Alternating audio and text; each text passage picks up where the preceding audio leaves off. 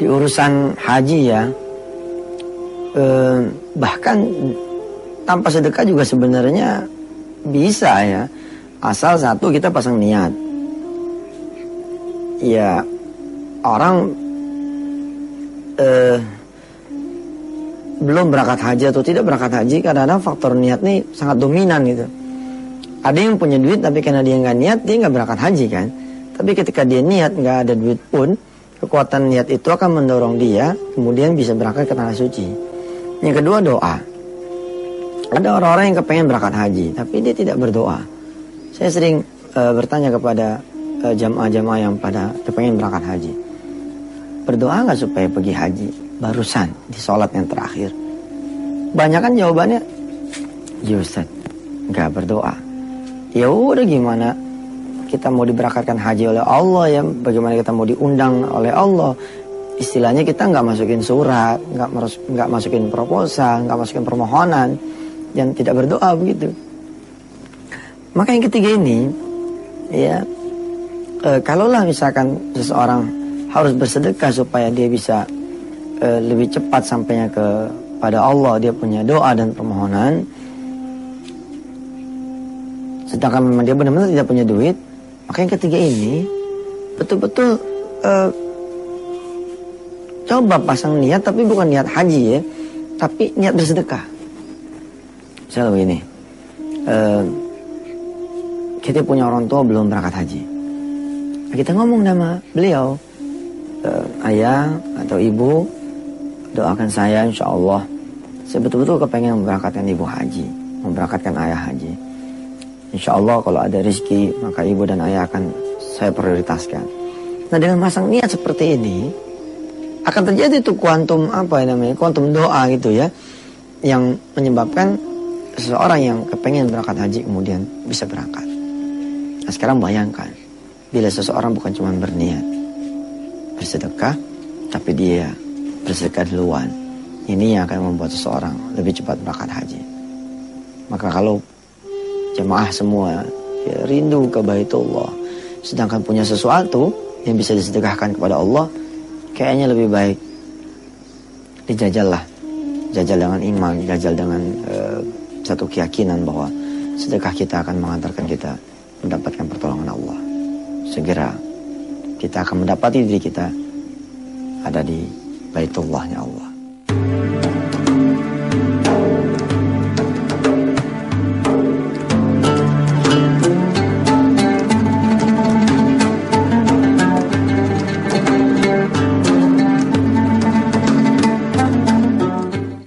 Dalam urusan niat nih ya, kadang buat saya gitu ya, saya memberitahu kepada diri saya dan kepada orang-orang yang kepingin menjadikan jalan sedekah sebagai satu jalan solusi atau metode.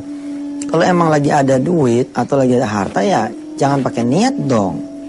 Kapan sih seseorang kemudian bersedekah dia pakai niat kalau emang benar-benar nggak ada? Kalau emang ada ya keluarin aja. Contoh ya, dalam urusan haji misalnya,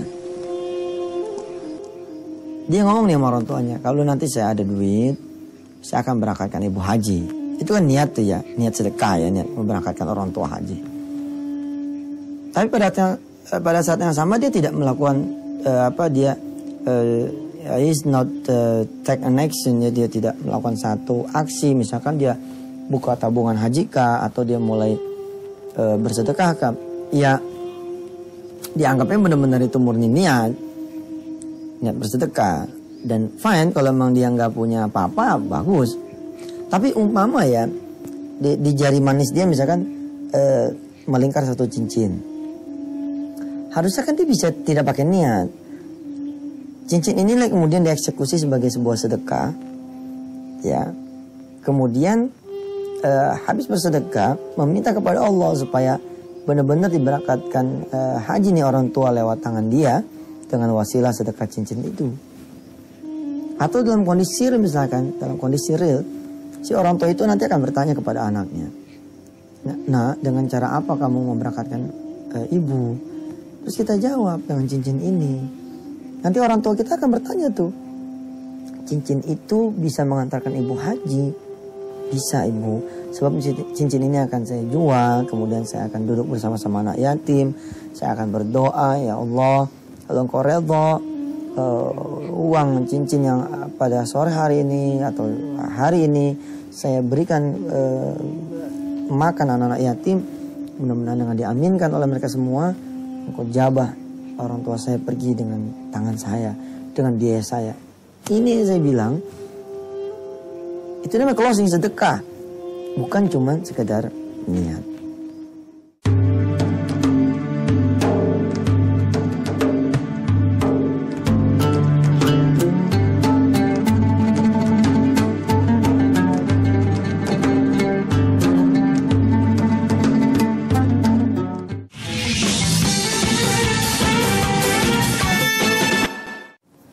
Banyak keajaiban memang buat siapa yang berani.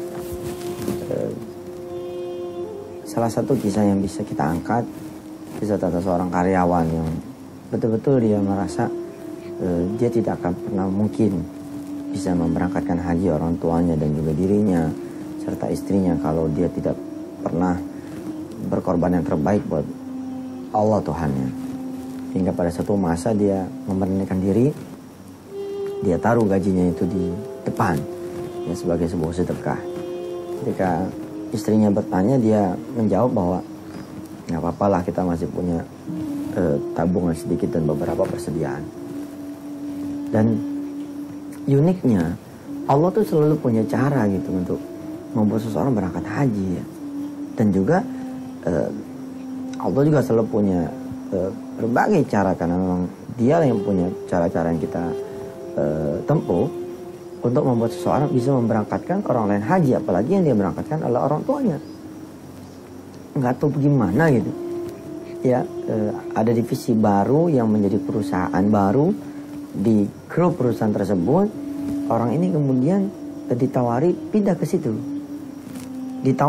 situ, dengan satu skema, nggak ngerti ya, pesangon atau apa, nggak paham, karena kalau disebut pesangon dia tidak di PHK, sementara dia juga masih kerja di perusahaan yang satu grup, tapi dia diberi uang itu, uang jasa pindah lah kalau saya sebut, yang nilainya itu bisa mengcover pergi haji 4-5 orang, karena nilainya 160 juta rupiah.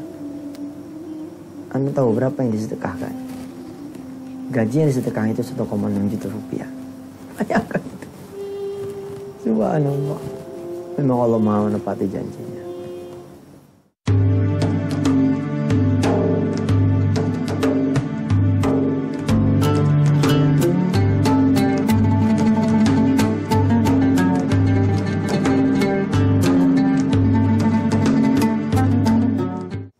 Saya sering kali ke kota Semarang ya. Salah satu yang saya hadiri itu rumah sakit di kota Semarang.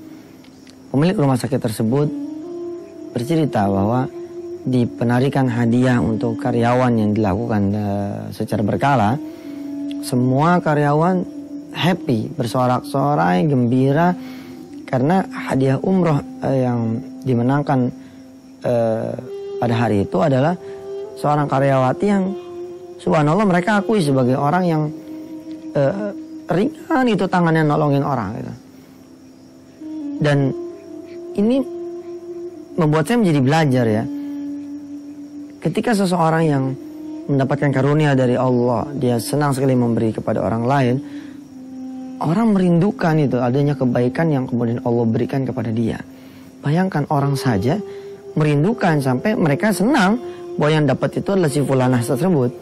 Apalagi Allah yang memang maha menjanjikan, tentu dia akan lebih senang lagi dan akan lebih tidak baik barangkali saya memakai sifat Allah ini ya. Tapi ini untuk menunjukkan bahwa kalaulah orang saja sudah senang, apalagi Allah, begitu kira-kira. Dan pemilik rumah sakit tersebut bercerita kepada saya dengan sukacita bahwa ketika si fulana ini menolak, diulang lagi. Dia merasa tidak pantas namanya itu keluar sebagai pemenang umroh. Begitu diulang, dia lagi keluar, bersorak-sorak lagi itu karyawan. Dipulangin lagi karena dia tidak mau. Dia pikir, sudahlah coba barangkali sebuah kebetulan semata. Ternyata begitu 3 kali namanya yang keluar adalah nama dia juga, dia berangkat. Dan mengaminilah semua orang pada hari itu bahwa memang orang-orang yang berbuat baik di dunia akan dijamu oleh Allah untuk beraudiensi, langsung diundang ke Baitullah, ke rumahnya Allah langsung sana di Makkatul Mukarramah, dan berziarah langsung di makam Rasulullah SAW di Madinah Al-Munawwarah. Masya Allah.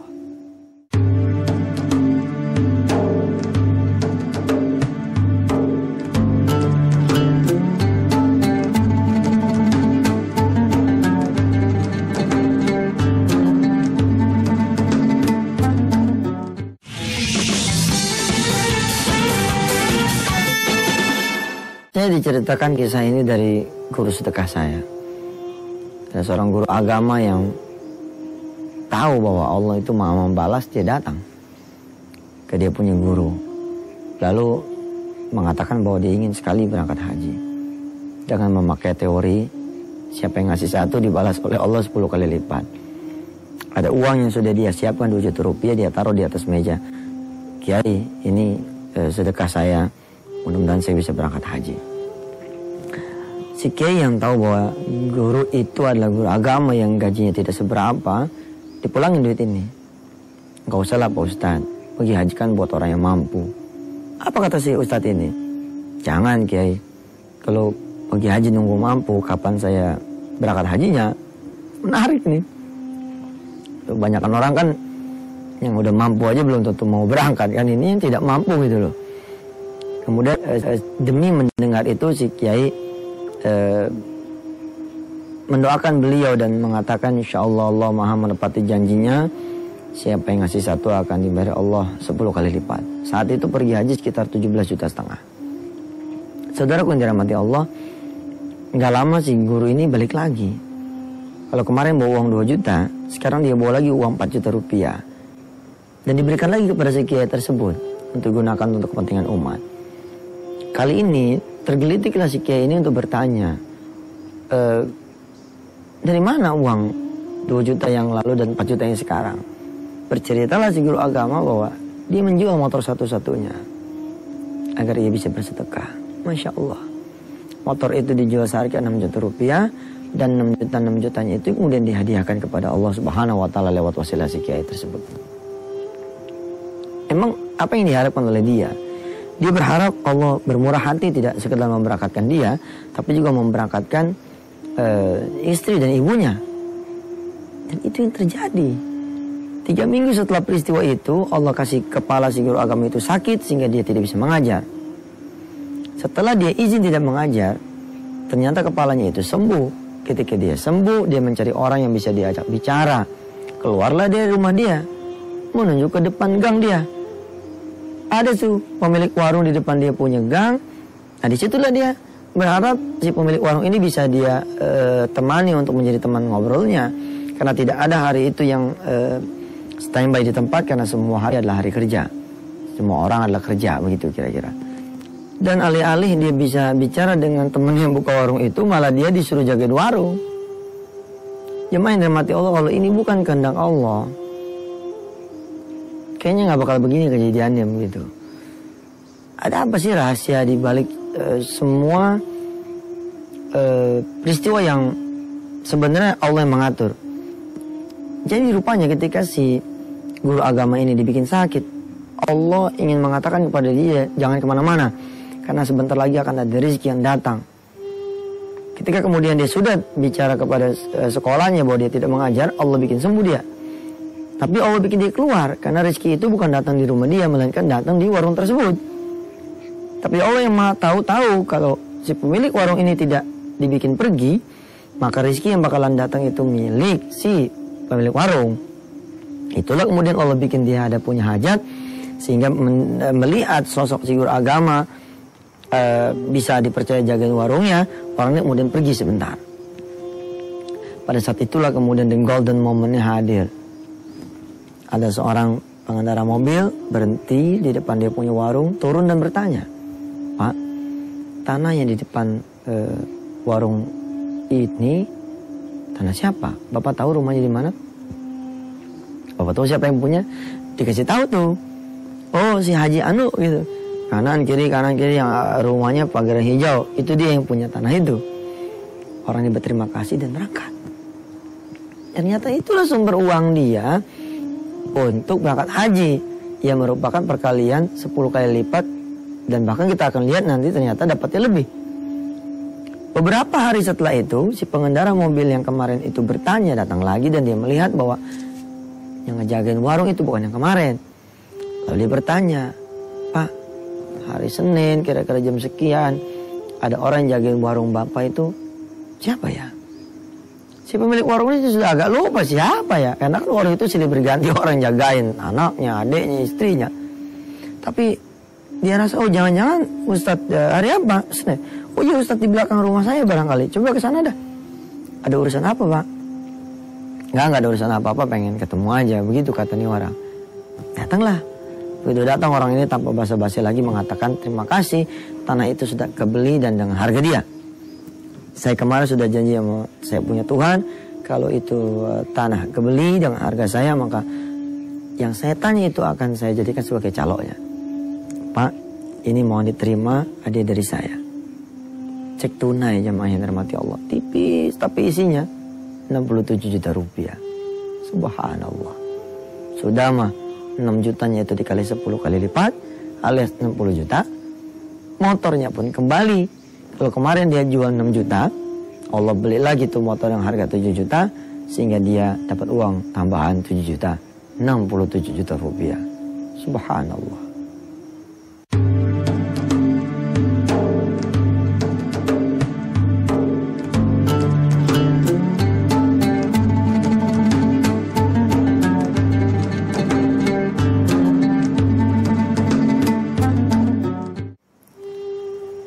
Tahu permainan catur?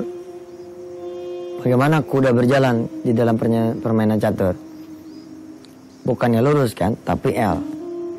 Bagaimana peluncur berjalan? Bukan muter-muter kan, tapi miring. Bagaimana saya misalkan seorang raja, di samping kiri saya Perdana Menteri, kanan saya peluncur, lalu di depan saya berbaris pion yang belum berjalan satu langkah pun. Apakah saya sebagai rajanya di dalam catur? Boleh gitu. Melompati pion karena saya raja? Gak boleh, karena permainan catur mengatakan kalau raja mau jalan, jalanin dulu dong pionnya, baru kemudian jalan raja. Lagian ngapain juga si raja jalan kan? Dia dalam keadaan yang belum terdesak dan belum perlu bergerak. Tapi itu peraturan catur berlaku kalau kita main caturnya berdua. Kalau kita main caturnya sendiri, bebas kan? Kuda kita mau bikin lompat-lompat dan dalam keadaan yang lurus jalannya. Kemudian peluncur kita bikin muter-muter. Raja ribet betul nih, pion belum ada yang jalan, masa nungguin pion jalan padahal saya raja? Boleh dia lompat. Itu kalau kita main catur sendiri. Ketahuilah, Allah itu satu-satunya pemain di dunia ini. Fa'lam annahu la ilaha illallah. Ketahuilah tidak ada Tuhan selain Allah. Salah satu yang menikmati hidangan Allah, bahwa Allah lah yang mengatur ini, adalah mereka yang percaya Allah itu benar-benar bisa membantu.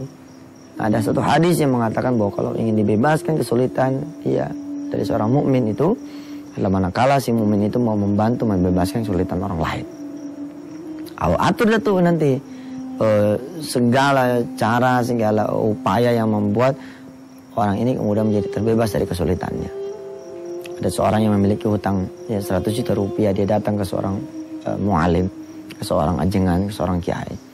Lalu oleh si kiai ini diminta untuk sedekah. Hari itu tidak ada duit kecuali 100.000 rupiah, dan 100.000 rupiah itulah yang dia sedekahkan kepada sang kiai. Pulang dari situ tanpa dinyana dia ketabrak. Ketabrak sama siapa? Ketabrak sama pengusaha yang apa istilahnya ya, usahanya itu sama dengan dia. Cuma bedanya si pengusaha yang nabrak itu masih jaya, dia udah game over. Subhanallah, kejadian itu yang membuat utangnya jadi lunas. Karena di kemudian hari si pengusaha ini kemudian menukar. Dia bayarin utang si fulan ini dengan si fulan ini memberikan marketnya kepada dia. Lihat, hebat betul cara Allah mengatur. Kok bisa gitu loh? Dari sekian ribu atau sekian banyak kendaraan, kenapa orang ini yang nabrak? Itulah, kalau Allah sudah berkehendak, maka kehendaknya bakal terjadi. Nah tinggal kita dah. Kadang-kadang kita nggak mau sih diatur oleh Allah. Allah mengatakan ya sudah sedekah, tapi kita nggak mau sedekah. Ada bangun malam, kita nggak mau bangun malam. Ada mahabbah orang tua, ada duha, ada sholat hajat, ada baca Quran, kita nggak mau. Ya sudah, Allah tidak menurunkan pertolongannya kecuali memang apa saja yang sudah digariskan untuk manusia itu sendiri. Insya Allah, mudah-mudahan kita berkenan mengundang pertolongan Allah lewat jalan-jalan yang memang dikehendaki olehnya.